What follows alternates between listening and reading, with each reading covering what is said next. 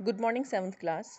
आज की क्लास में हम लोग chapter number 3 fibre to fabrics शुरू करने जा रहे हैं, यानी रेशे से कपड़ा कैसे बनता है। हम लोगों ने प्रीवियस क्लास में पढ़कर आ रखे हैं कि फाइबर जो होते हैं वो दो कैटेगरी में डिवाइड होते हैं। एक तो होता है नेचुरल फाइबर यानी प्राकृतिक रेशे, और सिंथेटिक यानी कृत्रिम रेशे। नेचुरल फाइबर्स जो कहाँ से ऑब्टेन होते हैं? प्राकृतिक स्रोत से, जैसे पौधों से और जानवरों से। पौधों से मिलने वाले जो फाइबर होते हैं वो कौन से होते हैं? जैसे कॉटन, जूट होता है। और एनिमल फाइबर कौन से होते हैं? जैसे वूल यानी कि ऊन और सिल्क। सिंथेटिक फाइबर हमारा सेकंड टाइप होता है जो कि आर्टिफिशियल होता है यानी कि मैन मेड होता है। ये कौन कौन से होते हैं? Nylon, rayon, polyester etcetera. Plant fibre cotton और जूट किससे बने होते हैं? सेलुलोज से। जबकि जो एनिमल फाइबर होते हैं ये टफ प्रोटीन मटेरियल यानी कि कैराटिन से बने हुए होते हैं, ठीक है ना। जैसे एग्जांपल यहाँ पे दे रखा again animal fibre, wool and silk. हम पढ़ते हैं आज वूल के बारे में, ठीक है ना। आज की क्लास में हमारा मेन टॉपिक रहेगा वूल। हम सबको पता है, हम सब वूल से फैमिलियर है क्योंकि इसके कपड़े हम लोग कब पहनते हैं? सर्दियों में पहनते हैं। वूल हमें क्या देता है? गर्मी देता है। क्योंकि एनिमल फाइबर जैसे कि भेड़ हो गई, याक होगी, अल्पैकास हो गए, गोट्स, विकुनास, ये सारे के सारे क्या हैं? हमें वूल देते हैं।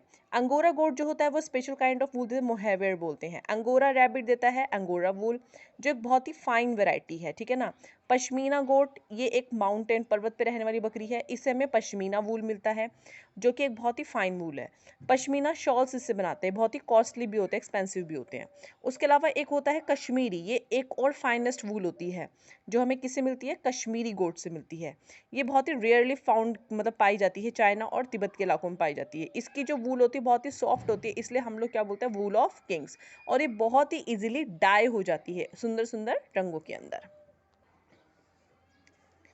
जितने भी वूल देने वाले जानवर होते हैं वो अक्सर कहाँ पाए जाते हैं? ठंडे हिली एरियाज में, जिससे कि उनकी बॉडी जो होती है वो एक तरह के फ्लीस से, एक तरह के फर से कवर होती है, जो खुद को अपने आप को वार्म रखने के लिए, गर्म रखने के लिए वो डेवलप करते हैं, जो कि एक कोल्ड क्लाइमेट के अंदर, ठंडे इलाकों में खुद को उन्हें सेव करता है।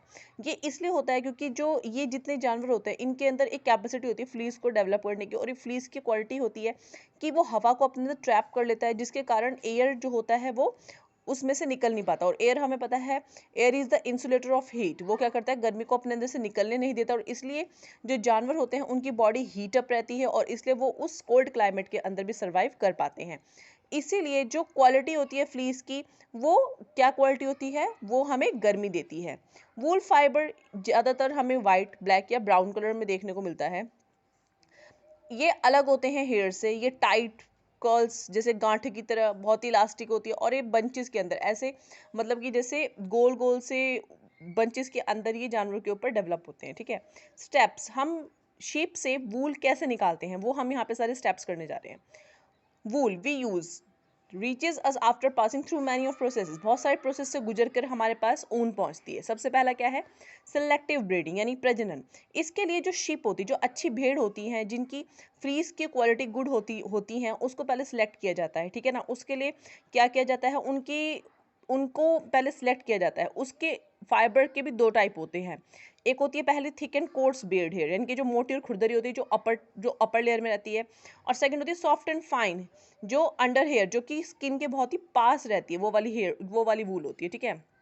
हमको कौन सी चाहिए होती है? Soft and fine under hair वाली। जो सॉफ्ट अंडर स्किन फाइबर होती है वो ही हम लोग क्या करते हैं? ऊन के लिए हम लोग इस्तेमाल करते हैं। इसीलिए जो शिप होती है यहाँ पर सिलेक्ट की जाती है सबसे पहले ब्रीडिंग के लिए। जैसे कि मैंने बताया कि यहाँ पे जो अच्छी यहाँ पर शिप होती है, जो मतलब कि अच्छे thick coat of fine hair, जो मतलब फाइन हेयर की अच्छी मोटी हमें लेयर दे सकती है, उसको उसको ब्रीड कराया जाता है, उस जिससे कि जो जो संतान उत्पत्ति होती है, ऑफस्प्रिंग्स होते हैं, वो जब पैदा होती हैं और जब उनके ऊपर कोट ऑफ हेयर आता है तो वो हमें क्वालिटी और क्वांटिटी दोनों ही प्रोवाइड करती है। इस तरह के प्रोसेस को हम क्या बोलते हैं? Selective breeding. Now second, rearing. अब हम उसका पालन करेंगे, क्योंकि फाइन क्वालिटी ऑफ शीप को जब हमने सेलेक्ट कर लिया तो उसके बाद हमें उनको एक सेफ और कंफर्टेबल एनवायरनमेंट देना है।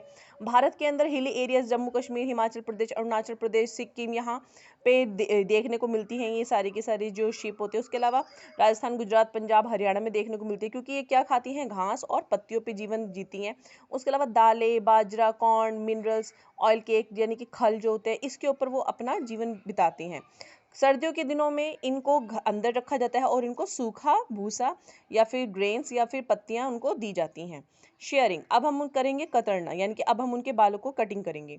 रियरिंग के दौरान जो शिप होती है उनके ऊपर एक एक मोटी कोट हेयर की डेवलप हो जाती है। अब उसको उसकी स्किन से उसे हटाया जाता है। एक शेविंग रेजर होता है जिसकी हेल्प से क्या किया जाता है, उनके बालों को उसके ऊपर से हटाया जाता है। जो अपर थिक फ्लीस होती है वो शेव्ड ऑफ की जाती है with upper most layer of skin, मतलब जो चमड़ी की जो ऊपर की स्किन होती है उसके साथ उसको हटाई जाती है। हालांकि ये जो होता है ये भेड़ों को नुकसान नहीं देता है, इससे उन्हें कोई भी दर्द नहीं होता है, उन्हें हर्ट नहीं होता है, ठीक है ना। जो हेयर ऑफ शिप होती है वो दोबारा अपनी जगह पर दोबारा पैदा हो जाती हैं, उग जाती हैं। और ये हम शेयरिंग प्रोसेस समर्स के टाइम, गर्मियों के दिनों में करते हैं, क्योंकि जैसे हम लोग गर्मियों में अपने कपड़ों को, अपने गर्म कपड़ों को उठा के रख देते हैं, उसी तरह से यहाँ पे क्या किया जाता है, समर के दिनों में भी इनकी ऊपर की फ्लीस उतारी जाती है। फिर आता है स्कोरिंग यानी कि सफाई। The sheared coat of hair has it with it many other undesirable thing, मन की हमने देखा है कि बहुत ही उनके ऊपर अनडिजायरेबल थिंग, जैसे dust, dead skin, sweat residue, मतलब कि जैसे मरी हुई, जैसे कि डेड सेल स्किन होती है, डस्ट, धूल मिट्टी, पसीना, एक तरह का प्रोटीन से लैनोनिन बोलते हैं, वो उनकी बॉडी पे क्या हो जाता है, वो उनके बालों में फंस जाता है। तो सबसे पहले हमें इनमें से क्या करना होता है, फाइबर में से हमें हटाना होता है। तो ये जो प्रोसेस होती है वॉशिंग द वूल फाइबर, ये क्या होती है, washing the wool fibre in order to remove all the unwanted thing from it is called scouring, यानी कि वो प्रोसेस जिसके थ्रू जो वूल फाइबर होता है उनके अंदर से सारी सारी अनवांटेड थिंग्स को हटाया जाता है, उस प्रोसेस को हम स्कोरिंग कहते हैं। इस पर्पस के लिए जो वूल होता है इस pass through a series of tubs filled with सोपी वाटर, यानी कि जैसे जो साबुन का पानी होता है उनके अंदर इन ऊन को पास किया जाता है, उसके बाद उसकी सफाई की जाती है। सबसे पहले वेरी फर्स्ट टब जो होता है वो किसका होता है, गर्म पानी का होता है। उसके बाद उसको the wool is drenched with, उसके बाद उसको ठंडे पानी में धोया जाता है, जिससे कि लैनोनिन जो होता है वो सोप और कॉस्मेटिक के हेल्प से उसके अंदर से अलग हो जाता है। उसके बाद जो धुली हुई वूल होती है उसको रोल करके और ड्रायर करके पास कर दी जाती है नेक्स्ट स्टेप के लिए, यानी कि शॉर्टिंग के लिए। अब शॉर्टिंग में क्या होता है, जो धुली हुई जो सूखी ऊन होती है उसको फैक्ट्रीज के अंदर भेज दिया जाता है, और वहाँ पर जो होता है जो वूल सॉर्टर्स होते हैं, जो ऊन को छांटने वाले होते हैं, उनके टेक्सचर के अकॉर्डिंगली उनको अलग अलग कैटेगरी में डिवाइड करते हैं। ये टेक्निक जो होती है उसे बोलते हैं वूल क्लासिंग करना। और इसके भी 4 कैटेगरीज होती है, फ्लीस, ब्रोकन, बेलीज एंड लॉक्स, यानी कि वूल को 4 कैटेगरी के अंदर वहाँ पे डिवाइड करके अलग अलग कैटेगराइज किया जाता है। फिर आता है रिमूविंग बर्ड्स, जैसे कि हम अपने ऊनी कपड़ों में देखते हैं कि उनमें ना एक छोटे छोटे से गोल गोल से, जिसे हम रुए बोलते हैं, वो फ्लफी फाइबर्स हो जाते हैं। इसी तरह से वूल के ऊपर भी ये बर्ड्स डेवलप हो जाते हैं और उनको बाय हैंड, हाथों की सहायता से उनको अलग किया जाता है।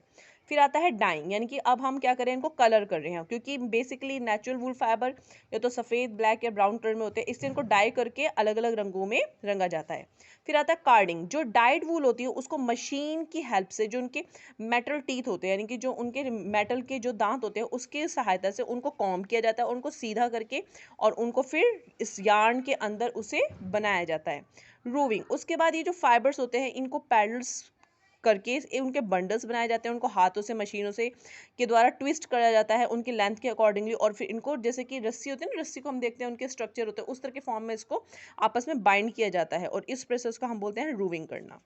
फिर आता है स्पिनिंग। स्पिनिंग के अंदर क्या होता है, जो ट्विस्टिंग फाइबर्स होते हैं उनको इकट्ठा किया जाता है और मशीन के हेल्प से उनको आपस में creams of wools make the spinning easy by helping the attachment of fibre, यानी कि यहाँ पे कहते हैं एक फाइबर को दूसरे फाइबर से जोड़ा जाता है और उनकी लेंथ को बढ़ाया जाता है। फिर आता है इसमें आपका निटिंग। निटिंग के अंदर क्या करते हैं, जब वूल हमारा तैयार हो जाता है तब हम उसको बुनने के लिए, निट करने के लिए तैयार हो जाते हैं। जो लंबे फाइबर्स होते हैं उसको स्वेटर्स वगैरह बनाने में यूज़ किया जाता है, और जो छोटे छोटे होते हैं उनके थ्रू हम वुलन क्लोथ्स यानी कि ग्लव्स, सॉक्स वगैरह बनाते हैं। And last step is crabbing. Crabbing के अंदर क्या होता है कि निटिंग और वीविंग के बाद जो फैब्रिक होता है उसको गर्म और ठंडे पानी के अंदर डाला जाता है, जिससे कि वो क्लोथ जो होता है वो सेट हो जाते हैं, कपड़े सेट हो जाते हैं। इस प्रोसेस को हम क्रैबिंग कहते हैं। ये 12 के 12 स्टेप्स होते हैं जो कि वूल को प्रिपेयर करने में, बनाने में इस्तेमाल में लिए जाते हैं। ठीक है, आगे का हम लोग नेक्स्ट क्लास में करेंगे। Thank you class.